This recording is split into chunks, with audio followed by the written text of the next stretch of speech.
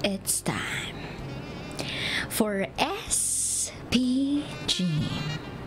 As in, Super Pagganern Secret Files. Love, pa-finger naman, no?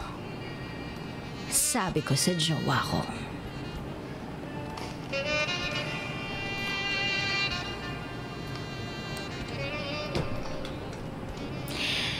Itago niyo ako sa pangalang Esang.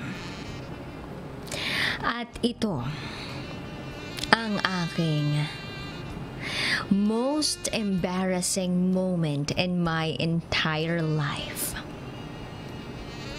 This is my SPG. As in, Super Pagganern Secret File. So, eto na nga.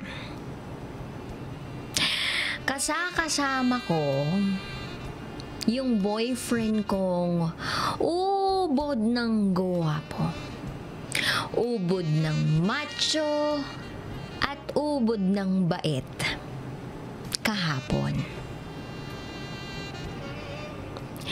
Katatapos lang naming magpunta ng eskwelahan.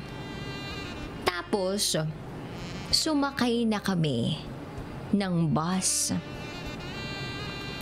Medyo malayo yung biyahe. Around 45 minutes hanggang 1 oras. Nakaramdam ako na para bang nabobore ako. At dahil nabobore ako, hiniram ko yung cellphone ng boyfriend ko to listen sa mga kanta niya sa cellphone. And share ko lang, yung phone ko naman kasi bago pa lang, kaya wala akong na-download na music. So, ayun na nga. Ibinigay ng boyfriend ko yung cellphone niya sa akin after niyang i-open yung password. Hindi ko rin alam yung password ng boyfriend ko. Syempre, privacy. So, sabi ko sa boyfriend ko, pahiram music lang ako. At sumagot naman siya ng sure. Tapos ako, kinuha ko yung earphones ko, music on, full volume. As in, max yung volume. Tapos na-bore na naman ako. Kaya naisipan ko na tingnan yung pictures namin sa cellphone niya. So, nagsalita ako. At sabi ko sa boyfriend ko ay, love, pa-finger naman, no? Tapos, nakita ko yung reaksyon ng boyfriend ko. Gulat na gulat sa akin. Tapos tinanong niya ako, ano? At sumagot naman ako sa kanya na para bang nagmamakaawa na ang sabi ko ay, pa-finger.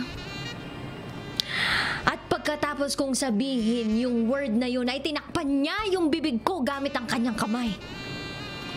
Tapos sabi ko sa kanya, ano ba? Bakit?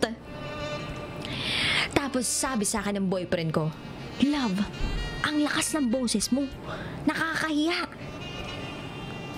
At sumagot naman ako sa kanya ng, pinapa-finger ko lang naman to eh. Anong nakakahiya dun? At sumagot naman siya ng, love. At pagkatapos niyang sabihin yon, ay tinanggal niya yung earphones ko. At ang sabi niya sa akin ay, baka akala nila nung ginagawa natin, ang lakas pa naman ng boses mo kanina. At sumagot naman ako ng, pinapa-open ko lang naman yung cellphone mo At sumagot naman yung boyfriend ko ng fingerprint kasi, hindi pa finger. Fingerprint. Ang pangit pakinggan nung finger pa finger. Fingerprint, okay?